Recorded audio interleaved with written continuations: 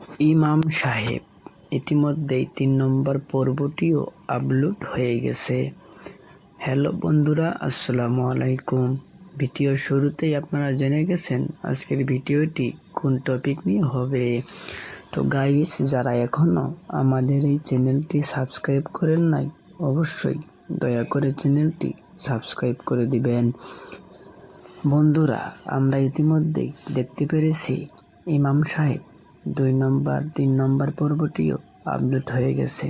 আমরা দেখতে পেরেছি ইমাম সাহেবের সাথে যে ব্যবহারগুলো করা হচ্ছে তা কিন্তু আসলেই ঠিক না। এটা কিন্তু বাস্তবতার সাথে অবশ্যই মিল আছে। তার মা ইমাম সাহেবকে বনাম মোস্তফাকে তার জমি জমা সব লিখে দিয়েছে। এটা নিয়ে দেখতে পেলাম তার মেজো ভাইয়ের অনেক রাগ, তার বাবারও অনেক রাগ। আসলেই কি মোস্তফাকে তারা ইতিমখানা থেকে নিয়েছে নাকি তাদের নিজস্ব সন্তান? এই বিষয়টা আমরা অনেকেই জানতে চাই, কিন্তু জানতে পারি না। তো বন্ধুরা, আমি আপনাদেরকে সব খুঁটিনাটি আজকে বলে দেব।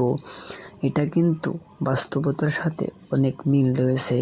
মিল রেখে এই নাটকটি করা হয়েছে। তো বন্ধুরা, আমরা যারা যারা নাটকটি পছন্দ করি তারা অবশ্যই কমেন্টে বলে যাবেন এবং ইমাম সাহেব নাটকটি আপনাদের কাছে কেমন লাগে তা কিন্তু জানাতে ভুলবেন না। তো গাইস, যারা যারা এখনও ইমাম সাহেব এই নাটকটি দেখেন নাই তারা অবশ্যই ইগল টিমের ইগল ইসলামিক নাটক এই চ্যানেলটি সাবস্ক্রাইব করে দিবেন।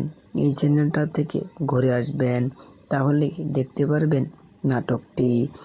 আর যারা দেখে ফেলেছেন তারা তো অবশ্যই কমেন্টে বলবেন।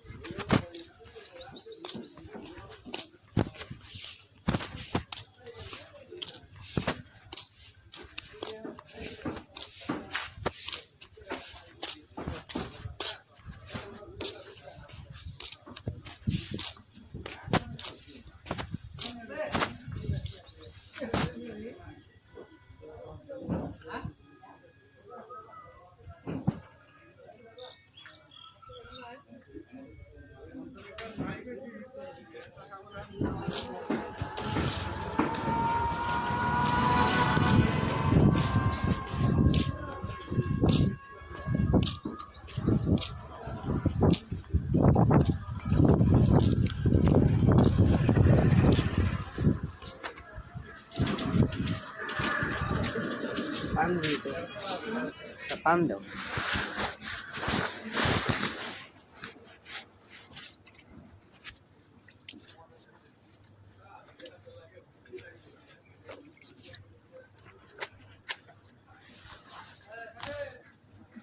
মশলা দিও।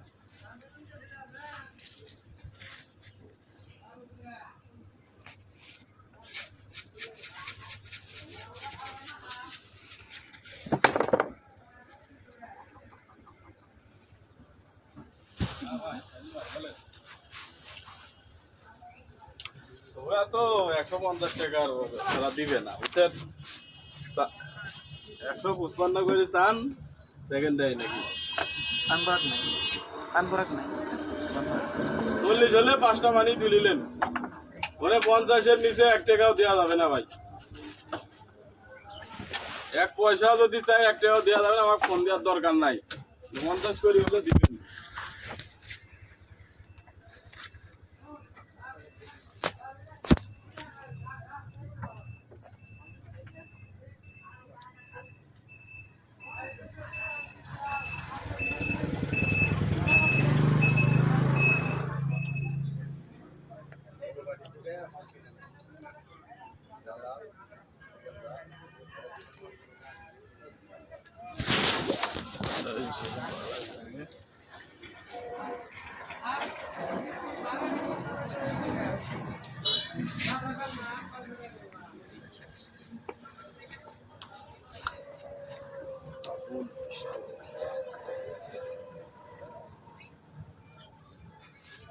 স্টোর